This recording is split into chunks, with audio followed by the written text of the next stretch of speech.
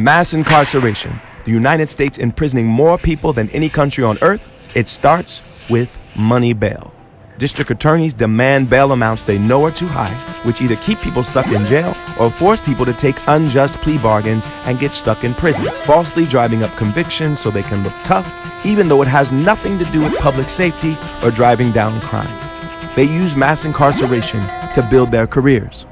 As mass incarceration expanded and the bail industry's influence has grown, the bail bonds industry has become a lot like the payday loan industry.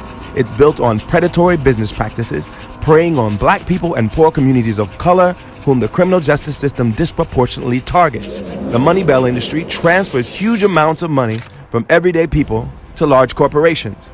Insurance corporations use bail to profit from taking away people's freedom. They trap people in debt, while bail bondsmen invade their lives, and they take people's money with no recourse to get it back. The bail industry also pays off politicians to block reform and keep the system rigged and racist for profit. In America, you're better off being guilty and rich than innocent and poor. Bail is the punishment you get whether or not you are guilty of the crime.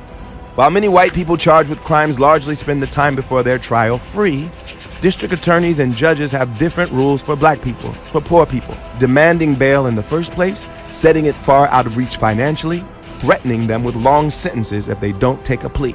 It's either bail that is way too big for the crimes they're charged for, or charges that are way too big for the evidence against them. Either way, they trap people in jail, in debt, or with lifelong criminal records. It's your punishment for being black and poor, which has nothing to do with any real crime.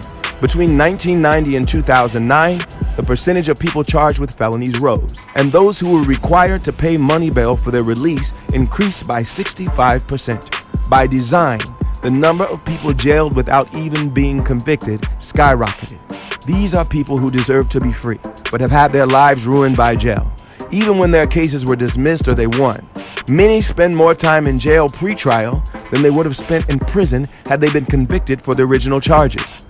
Police and prosecutors booked people in local and county jails 10.9 million times in 2015. How do we know it's a trap? Because 90% of the people in jail awaiting an end to felony cases are there even though some amount of bail was set for them. But bail was set so they couldn't pay it, just like for Khalif. There is no legitimate public safety reason to allow these abuses to continue.